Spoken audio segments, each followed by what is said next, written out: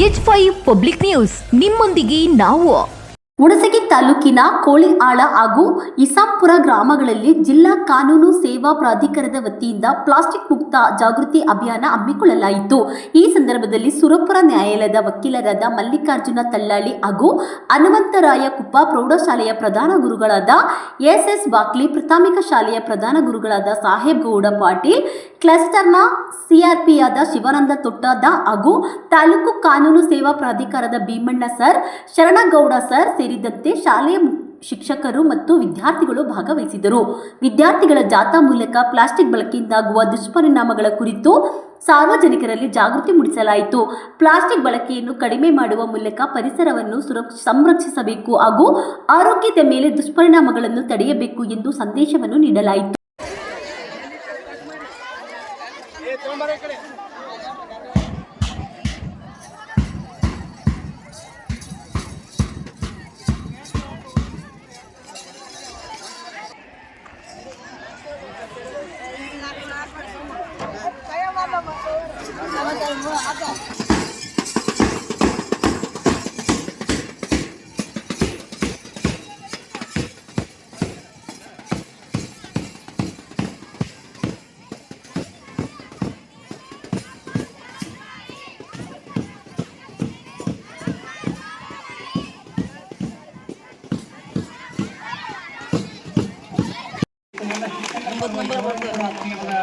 ಸ್ವಾಗತವನ್ನು ಬಯಸ್ತಾ ಇದ್ದೇನೆ.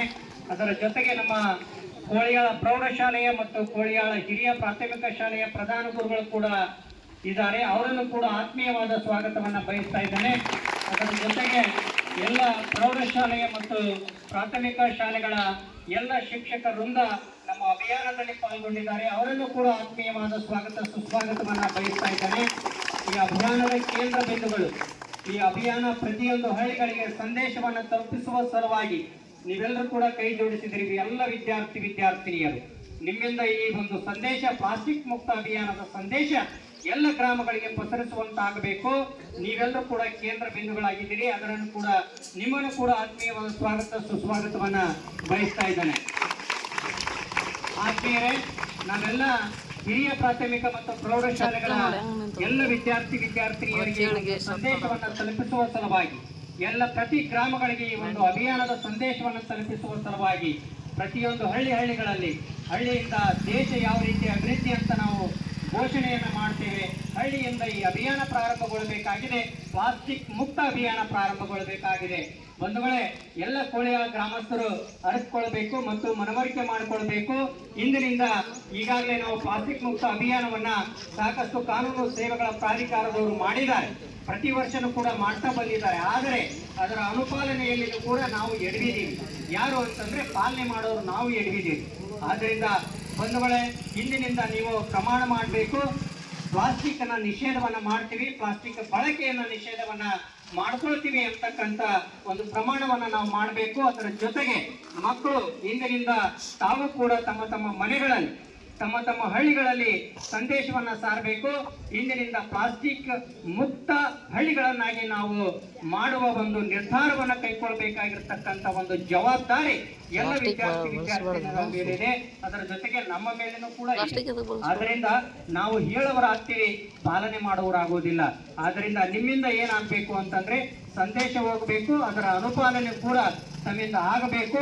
ತಮ್ಮ ಎಲ್ಲ ಮನೆಗಳಲ್ಲಿ ಇರ್ತಕ್ಕಂಥ ಎಲ್ಲ ಅಕ್ಕ ತಂಗಿಯರಿಗೆ, ಎಲ್ಲ ಅಣ್ಣ ತಮ್ಮಂದಿರಿಗೆ, ಎಲ್ಲ ಪಾಲಕರಿಗೆ, ಎಲ್ಲ ಮುತ್ತೆ ಇರ್ತಾರ, ಆಯಿ ಇರ್ತಾಳ, ಅವ್ವ ಇರ್ತಾಳ, ಅಕ್ಕ ಇರ್ತಾಳ, ಅಜ್ಜಿ ಇರ್ತಾಳ, ಚಿಕ್ಕಪ್ಪ ಚಿಕ್ಕಮ್ಮ, ಎಲ್ಲರಿಗೂ ಕೂಡ ನೀವು ಹೇಳಬೇಕು. ಏನು ಅಂತಂದ್ರೆ ಪ್ಲಾಸ್ಟಿಕ್ ಮುಕ್ತ ಅಭಿಯಾನ ಪ್ರಾರಂಭಗೊಂಡಿದೆ. ಪ್ಲಾಸ್ಟಿಕ್ ನಿಷೇಧವನ್ನ ನಾವು ಮಾಡಬೇಕು ಅಂತಕ್ಕಂಥದ್ದು. ಆಗಿನ ಕಾಲದಲ್ಲಿ ನೀವೆಲ್ಲರೂ ನೋಡ್ತೀರಿ, ಯಾರಾದ್ರೂ ಪ್ಲಾಸ್ಟಿಕ್ ಕೊಡಗಳು ಇದ್ದು ಆಗ ಇಲ್ಲ. ಆಗಿನ ಕೊಡಗಳು ಎಂತ ಕೊಡಗಳಿದ್ದು? ತಾಮ್ರದ ಕೊಡಗಳಿದ್ದು. ಪ್ರತಿಯೊಂದು ಕೂಡ ಹಳ್ಳಿಗಳು ಹಿರಿಯರಾದವ್ರಿಗೆ ಕೇಳ್ರಿ, ಈಗ ಮುತ್ತೆ ನಿಂತಾನಲ್ಲಿ ಪಟಕ ಸುತ್ಕೊಂಡು ಇಡೀ ಕೊಡ ಹೊತ್ಕೊಂಡು ಬರ್ತಿದ್ರು, ದೊಡ್ಡ ಕೊಡ ಹೊತ್ಕೊಂಡು ಬರ್ತಿದ್ರು. ಈಗ ಸಣ್ಣ ಪ್ಲಾಸ್ಟಿಕ್ ಕೊಡ ಹೊತ್ಕೊಂಡ್ ಬರೋದು ಇಡೀ ಬೀಳ್ತೀವಿ ನಾವೆಲ್ಲ. ಯಾಕಂತಂದ್ರೆ ಅಂತ ಶಕ್ತಿ, ಅಂತ ಗಟ್ಮುಟ್ಟಿತನ ಅವ್ರ ಬಲ್ಲಿ ಇತ್ತು. ಯಾಕಂತಂದ್ರೆ ತಾಮ್ರದ ಕೊಡದಲ್ಲಿ ಇರ್ತಕ್ಕಂಥ ನೀರನ್ನ ಸೇವನೆ ಮಾಡ್ತಾ ಇದ್ರು. ಅಡಿಗೆ ಗೊತ್ತಾ? ಗಡಿಗೆ ಒಲೆಗಳ ಮೇಲೆ ಮಾಡ್ತಾ ಇದ್ರು, ಗಡಿಗಳನ್ನು ಬಳಸ್ತಾ ಇದ್ರು. ಬಳಸ್ತಾ ಇದ್ರ? ಪ್ಲಾಸ್ಟಿಕ್ ಏನಾದ್ರು ಬಳಸ್ತಾ ಇದ್ರ? ಇಲ್ಲ. ಅಲ್ಲ. ಯಾಕಂತಂದ್ರೆ ವೈಜ್ಞಾನಿಕತೆಯನ್ನ ಯಾರಾದ್ರೂ ಸಂದೇಶ ಸಾರೋರಿದ್ರೆ ಹಿರಿಯರೇ ಸಾರಿದ್ದಾರೆ ಆಗಿನ ಕಾಲದೊಳಗ. ಆದ್ರೆ ಅದರ ಅನುಪಾಲನೆ ಈಗ ಆಗ್ತಾ ಇಲ್ಲ. ಎಲ್ಲರೂ ಕೂಡ ಏನ್ ಮಾಡ್ತಾ ಇದೀವಿ ಅಂತಂದ್ರೆ ಪ್ಲಾಸ್ಟಿಕ್ಗಳನ್ನ ಬಳಕೆಯನ್ನ ಮಾಡ್ತಾ ಇದೀವಿ. ಆದ್ರಿಂದ ಇಂದಿನ ಕಾಲ ಒಳ್ಳೆ ಮತ್ತೆ ಮರುಕಳಿಸ್ಬೇಕು ಅಂತಂದ್ರೆ ನಾವೆಲ್ಲರೂ ಕೂಡ ಏನ್ ಮಾಡ್ಬೇಕು, ಪ್ಲಾಸ್ಟಿಕ್ ಅನ್ನ ಬಳಸಬಾರದು ಎಂತಕ್ಕಂಥ ಮನವರಿಕೆಯನ್ನ ನಾವು ಮಾಡ್ಕೊಳ್ಬೇಕು ಎಂತಕ್ಕಂಥ ಹಿನ್ನೆಲೆಯಲ್ಲಿ ನನ್ನ 2 ಮಾತುಗಳನ್ನ ಮುಗಿಸ್ತಾ ಈಗ ಈ ಒಂದು ಅಭಿಯಾನದಲ್ಲಿ ಪಾಲ್ಗೊಂಡಿರುವಂತ ಈ ಅಭಿಯಾನದ ಕುರಿತಾಗಿ ಶ್ರೀಯುತ ನಮ್ಮ ಹನುಮಂತರಾಯ ಕುಪ್ಪಿ ಸರ್ ಅವರು ತಮ್ಮ 2 ಅನಿಸಿಕೆಗಳನ್ನ ಹೇಳ್ಬೇಕು ಎಂತಕ್ಕಂಥ ಮನವಿಯನ್ನ ಮಾಡ್ಕೊಳ್ತಾ ಇದ್ದೇನೆ. ಓಕೆ, ಮಲ್ಲಿಕಾರ್ಜುನ್ ತಳಳಿ ಸರ್ ಅವರು ಮಾತಾಡ್ಬೇಕಂತ ಅವರಲ್ಲಿ ವಿನಂತಿಸ್ತಾರೆ. ಪ್ಲಾಸ್ಟಿಕ್ ಮುಕ್ತ ಅಭಿಯಾನ ಸಮಾರಂಭದ ಈ ಒಂದು ಕಾರ್ಯಕ್ರಮದ ನೇತೃತ್ವವನ್ನು ವಹಿಸಿರ್ತಕ್ಕಂಥ ಕೋಳಿಯಾಳ ಗ್ರಾಮದ ಪ್ರೌಢಶಾಲೆಯ ಮುಖ್ಯೋಪಾಧ್ಯಾಯರು ಹಾಗೂ ಪ್ರಾಥಮಿಕ ಶಾಲೆಯ ಮುಖ್ಯೋಪಾಧ್ಯಾಯರು ಮತ್ತು ನಮ್ಮ ಹುಣಸಗಿ ಕ್ಲಸ್ಟರ್ನ CRC ಸರ್ ಅವರು ಮತ್ತು ಇಲ್ಲಿ ಎಲ್ಲ ಆಗಮಿಸಿರ್ತಕ್ಕಂಥ ಶಾಲೆಯ ಶಿಕ್ಷಕ ಮತ್ತು ಶಿಕ್ಷಕಿಯರು ಹಾಗೂ ಶಾಲೆಯ ಮಕ್ಕಳು ಇವತ್ತು ಹಾಗೂ ಇಲ್ಲಿ ನೆರೆದಿರ್ತಕ್ಕಂಥ ಎಲ್ಲ ಸಮಸ್ತ ಗ್ರಾಮಸ್ಥರು, ಇವತ್ತು ನಾವು ಜಿಲ್ಲಾ ಕಾನೂನು ಸೇವಾ ಪ್ರಾಧಿಕಾರ ಮತ್ತು ತಾಲೂಕು ಕಾನೂನು ಸೇವಾ ಸಮಿತಿ ವತಿಯಿಂದ ಪ್ಲಾಸ್ಟಿಕ್ ಮುಕ್ತ ಅಭಿಯಾನ ಕಾರ್ಯಕ್ರಮವನ್ನು ಪ್ರತಿ ಗ್ರಾಮೀಣ ಪ್ರದೇಶದಿಂದ ಹಿಡ್ಕೊಂಡು ನಗರ ಪ್ರದೇಶದಲ್ಲಿ ಮತ್ತು ಇಡೀ ರಾಜ್ಯ ಮತ್ತು ದೇಶಾದ್ಯಂತ ಈ ಒಂದು ಪ್ಲಾಸ್ಟಿಕ್ ತೊಲಗಲಿ ಮತ್ತು ನೈಸರ್ಗಿಕವಾಗಿರ್ತಕ್ಕಂಥ ನಮ್ಮ ಪರಿಸರವನ್ನು ಸಂರಕ್ಷಿಸೋಣ ಅಂತಕ್ಕಂಥ ಒಂದು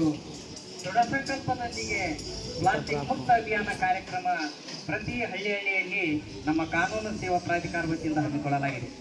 ನಾವು ಯಾಕಂತಂದ್ರೆ ಇಂದಿನ ದಿನಮಾನಗಳಲ್ಲಿ ನಾವು ಪ್ಲಾಸ್ಟಿಕ್ ಮೇಲೆ ಬಹಳಷ್ಟು ಅವಲಂಬಿತವಾಗಿವೆ. ಆ ಪ್ಲಾಸ್ಟಿಕ್ ಸಮಾಜಕ್ಕೆ ಮಾರಕ. ಯಾಕಂದ್ರೆ ನಾವು ಒತ್ತೊಂದ್ರಲ್ಲೇ ಇವತ್ತು ಪ್ಲಾಸ್ಟಿಕ್ ಇಲ್ದೇನೆ ನಮ್ಮ ಜೀವನ ಇಲ್ಲ ಅಂತಕ್ಕಂಥದ್ದು ನಾವು ಅದಕ್ಕೆ ಅಡಾಪ್ಟ್ ಆಗಿದ್ದೀವಿ. ದಯಮಾಡಿ ಇಂದಿನಿಂದ ನಾವೊಂದು ಸಂಕಲ್ಪ ಮಾಡ್ಬೇಕು. ಯಾವುದನ್ನು ಕೂಡ ಆಗಲ್ಲ ಅಂತಂದ್ರೆ ಆಗಲ್ಲ, ಆಗ್ತದಂತಂದ್ರೆ ಆಗ್ತದೆ. ಮನುಷ್ಯಗೆ ಮೀರಿದ್ದು ಮಾತ್ರ ಯಾವುದನ್ನು ಅಸಾಧ್ಯ ಇಲ್ಲ, ಅದು ಸಾಧ್ಯ ಇದೆ. ಬಟ್ ನಾವೊಂದು ಸಂಕಲ್ಪ ಮಾಡ್ಬೇಕು, ಒಂದು ನಿರ್ಧಾರ ತೆಗೆದುಕೊಳ್ಬೇಕು. ನಾವು ಪ್ಲಾಸ್ಟಿಕ್ ಇವತ್ತಿನಿಂದ ಬಳಸುವುದು ಬೇಡ, ಅದು ನಮ್ಮ ಆರೋಗ್ಯಕ್ಕೆ ಹಾನಿಕರವಾಗುತ್ತೆ. ಈ ಪ್ಲಾಸ್ಟಿಕ್ ನೋಡ್ರಿ, ಪ್ರತಿಯೊಂದು ನಾವು ಇವತ್ತು ಮಕ್ಕಳಿಗೆ ಯಾವುದೇ ಆಗಲಿ ಒಂದು ತಿನ್ಲಿಕ್ಕೆ ಒಂದು ವಸ್ತು ತಗೊಂಡ್ ಬರ್ತೀವಿ, ವಸ್ತುವಿಗೆ ಒಂದು ಕ್ಯಾರಿ ಬ್ಯಾಗ್ ಕೊಡು ಅಂತ ಇರ್ತೀವಿ ಅಂಗಡಿಯಲ್ಲಿ. ಯಾಕಂದ್ರೆ ಆ ಕ್ಯಾರಿ ಬ್ಯಾಗ್ ಎಷ್ಟೊಂದು ಆರೋಗ್ಯಕ್ಕೆ ದುಷ್ಪರಿಣಾಮ ಅಂತಂದ್ರೆ ನಾವೆಲ್ಲ ಅರ್ಥ ಮಾಡ್ಕೊಳ್ಬೇಕು. ಇವತ್ತು ಪ್ಲಾಸ್ಟಿಕ್ನಿಂದ ಅನೇಕ ಕ್ಯಾನ್ಸರ್ಗಳ ರೋಗಕ್ಕೆ ನಾವು ತುತ್ತಾಗ್ತಕ್ಕಂಥದ್ದು ನಮ್ಮ ಕಣ್ಣು ಮುಂದಾನೆ ನಾವು ದಿನನಿತ್ಯದಲ್ಲಿ ಇವತ್ತು ಪತ್ರಿಕೆಯಲ್ಲಿ ನಾವು ನೋಡ್ತಾ ಇದ್ದೇವೆ. ಪ್ಲಾಸ್ಟಿಕ್ ಆರೋಗ್ಯಕ್ಕೆ ಹಾನಿಕರ. ಹೀಗಾಗಿ ದಯಮಾಡಿ ಯಾರು ಕೂಡ ಪ್ಲಾಸ್ಟಿಕ್ ನೀವು ಅಪ್ಪಿತಪ್ಪಿನೂ ಕೂಡ ನೀವು ಪ್ಲಾಸ್ಟಿಕ್ ಅನ್ನು ಖರೀದಿ ಮಾಡಬಾರ್ದು. ಅದನ್ನ ಇಂದಿನಿಂದಲೇ ನಾವು ಪ್ಲಾಸ್ಟಿಕ್ ಬಳಸೋದು ಬೇಡ ಅಂತಕ್ಕಂಥ ಒಂದು ನಿರ್ಧಾರ ಮಾಡ್ಬೇಕು. ಇನ್ನೀಗ ನಮ್ಮ ಕ್ಲಸ್ಟರ್ ಸರ್ ಸವಿಸ್ತಾರವಾಗಿ ಹೇಳಿದ್ರು, ನಮ್ಗೆ ಬಹಳ ಹೆಮ್ಮೆ ಅನಿಸ್ತು. ಯಾಕಂದ್ರೆ ಗ್ರಾಮೀಣ ಮಟ್ಟದಲ್ಲಿ ಇವತ್ತು ನೋಡ್ರಿ, ನೀವು ಯಾವುದೇ ಒಂದು ನಿರ್ಧಾರ ತಗೋಬೇಕಂತಂದ್ರ ಹಳ್ಳಿಯಿಂದನೇ ದಿಲ್ಲಿಗೆ ಹೋಗ್ತದೆ. ಯಾವುದೇ ಅಲ್ಲಿ ದಿಲ್ಲಿಯಿಂದ ಹಳ್ಳಿಗೆ ಬರ್ಲಿಕ್ಕೆ ಸಾಧ್ಯ ಇಲ್ಲ. ಹಳ್ಳಿ ಅಭಿವೃದ್ಧಿಯೇ ದೇಶದ ಅಭಿವೃದ್ಧಿ.